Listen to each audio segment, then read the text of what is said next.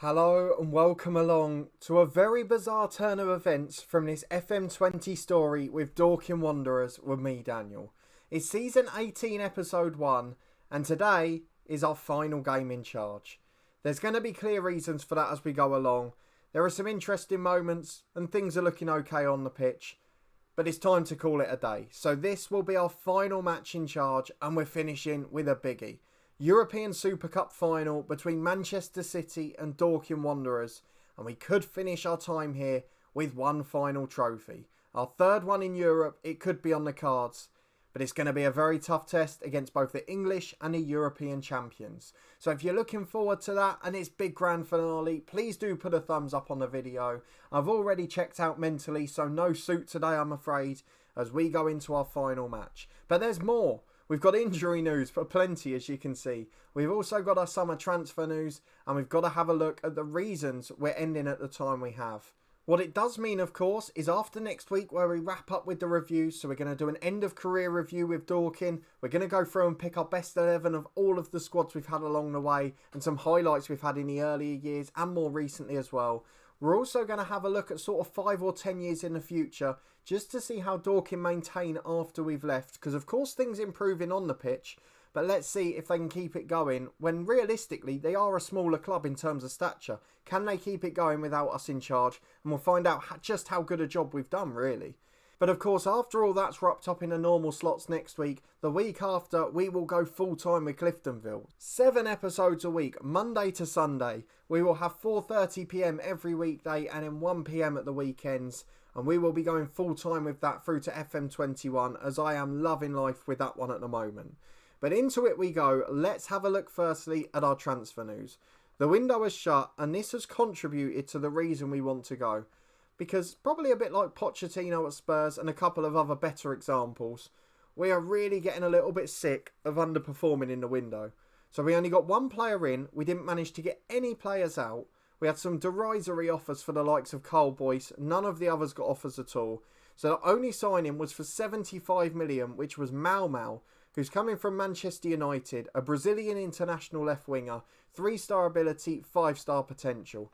An upgrade on Stokic, an elite winger already. He's going to be a superstar for this club. It did mean we could try and sell Aaron White, but that hasn't yet materialised. And now Milan Stokic is unhappy. We can't get a new deal to any of our backups, and we couldn't get support from our board for first team signings. So despite having 70 million left and having an offer accepted, again, for one of the players from today's opponents, Man City, Armin Verupa was the right back target. We couldn't get him in. The backup option to him was Segovia from Manchester United. We couldn't get him in. Let me go and show you his profile. He was rejecting us. We didn't have an option there. And then if we head over to Milan for the third choice, because they were a little bit harder to get hold of, the third choice was this guy. Let's call him Thomas to make it a bit easier. But he rejected us as well. So we couldn't get any of our key targets in, and we've got to the stage where we can't actually improve the squad. And I'm finding it really difficult now. We're going to end up losing a lot of players on a free unless there's a new manager who can change the heart of some of these boys. And I just don't feel like we can progress now. And the last thing I want, after brilliant success in Europe the last 2 years, winning the Europa Conference 2 years ago and the Europa League last summer, I don't want to stagnate now. So we've got the opportunity to go out on a high today.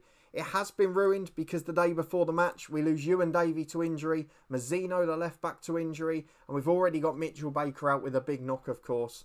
So we are a little bit depleted. But that, combined with the ongoing domestic disappointment, is just sort of taking me to the edge. My heart's not completely into Dorking Wanderers anymore. I did have a brief look to see if there were any massive jobs going, but there weren't as it stood last summer.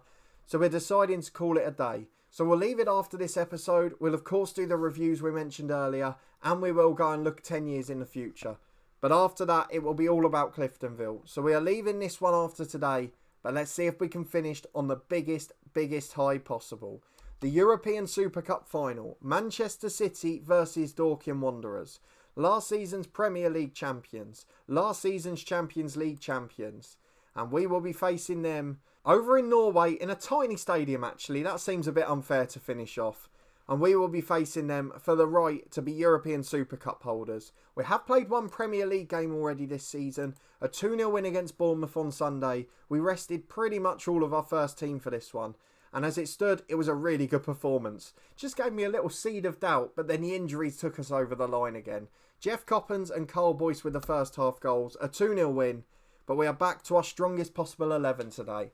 So I think just Correa, Solly and Williams keep their place. The other 8 replaced from the Bournemouth game, of course, and it leaves us with the following 11. We've got Gabriel Afonso in goal, Correa and Williams the fullbacks, with Solly and Semedo at centre-half. Really worried about fullbacks. Williams not good enough, Correa unhappy, and of course Mazzino out injured. Not a good combination. Pollock out of contract this year, he's one of those who won't sign. He's wanted and no one puts in a bid. Very frustrating.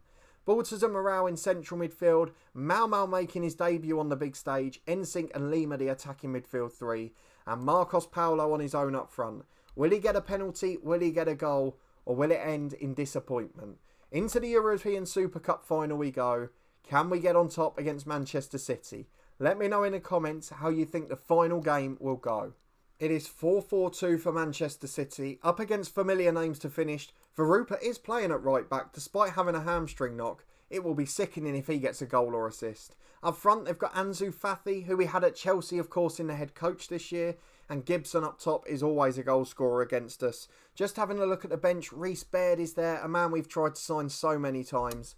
But otherwise, we're as strong as we can be. We've given the assistant a team talk, they're listening keenly, as we don't want to work too hard on a final day. We're going to drop to a balanced mentality, or are we? No, let's stick positive. Into the first 10 minutes we go. We're unhappy about the injuries, but let's see if we can beat Manchester City. A big game to finish on. These were the occasions we've worked 18 years to get to. Big news on the injury front. 3 minutes in and Gibson is off injured for City. Reece Baird not much worse behind him though, and of course a former transfer target. We all know that he will be able to get one over on us today. But with 20 minutes gone, City have had the first shots on target. So we are going to drop to balanced. We are going to demand more. I'm not sure that it's helping based on the way the stats are changing. But with half an hour gone, there's no highlights.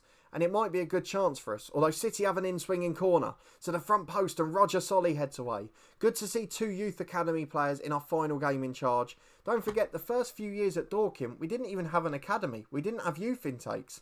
As Milne picks it up on the right, he's skinned his wing back. Sam Williams can't keep up with him. And he's back to the edge to Verupa. Into the box, Fathi loses out. Baltas heads away, but it's only as far as Baird. And it is all Manchester City.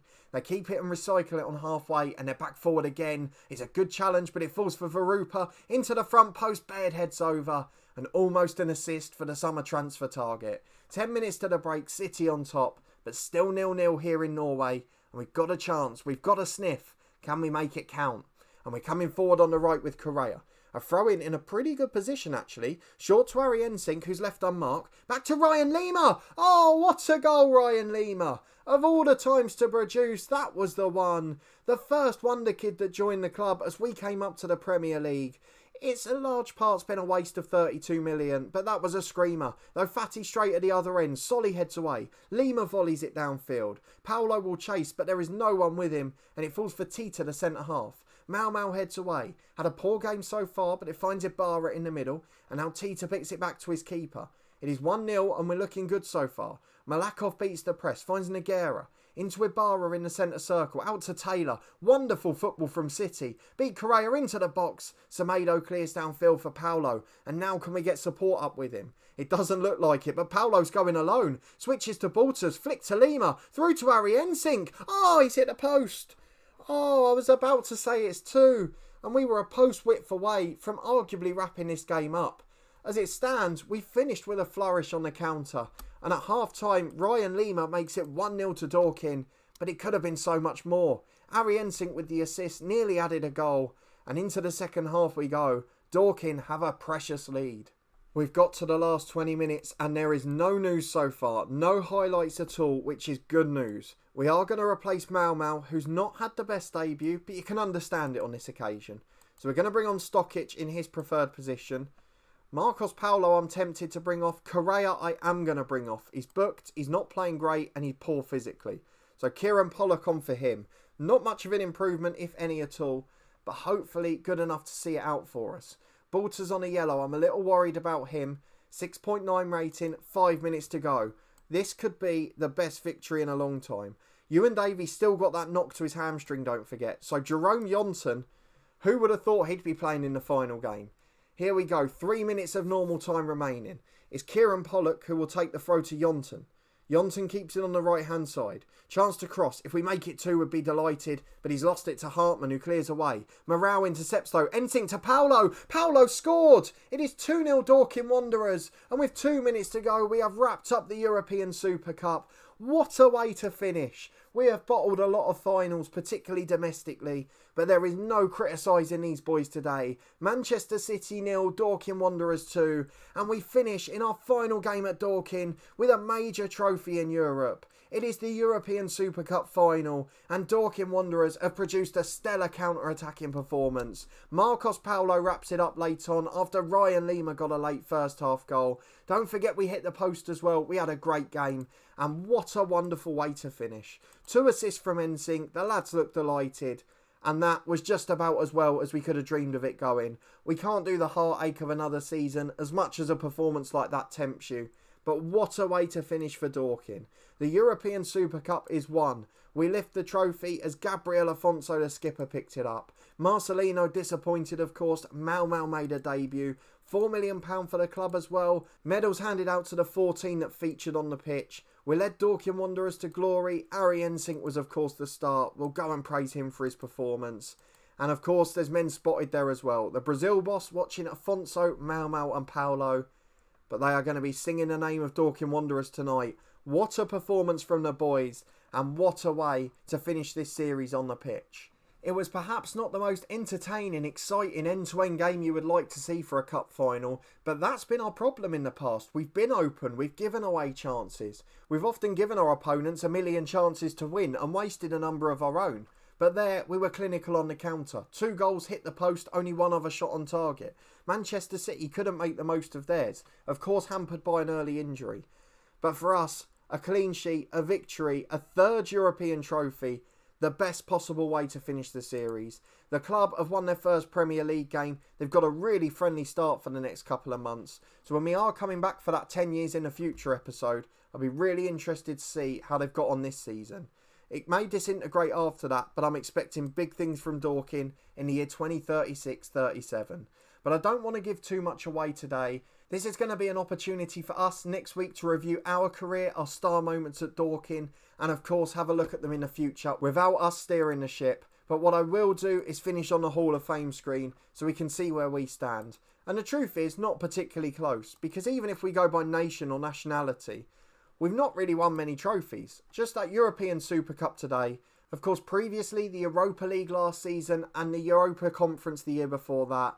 Frank Lampard top of the list in England now. Look at that trophy haul. At Milan he's won competitions. PSG's won everything a number of times. No wonder he would have stayed there for a while. And Chelsea's won a few things as well.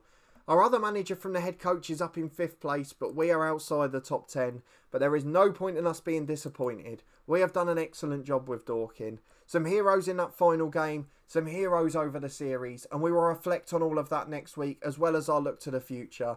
But if you did enjoy that perfect finish, a perfect cup final to end on, please do put a big thumbs up on the video. I hope you've enjoyed the series over the 18 years. Of course, we've got our reviews to come next week, and then it will be all hands to the pump with Cliftonville on this channel as we look to get them to the top before FM21. So a massive thank you for watching this one. If you do want to stay up to date with all the content, announcements about FM21 coming soon as well, please do subscribe down below and turn that notification bell on. We'll still have our weekly live streams every Tuesday morning at 10 AM, and maybe a few bonus ones to come as well. And of course, we'll be continuing our regular content over on the podcast channel. Interviews with professionals, topical podcasts, sad news with Macclesfield, who we recently did a series on, of course, recently. And weekly championship predictions as well, as we go through every fixture list in a competitive point scoring competition. So I hope you'll come and join in with that and check out that content in the eye above. There's a link to all of our other series as well. But a massive thank you for watching and following along as always. And I'll see you on Monday for our Dorking Wanderers career review.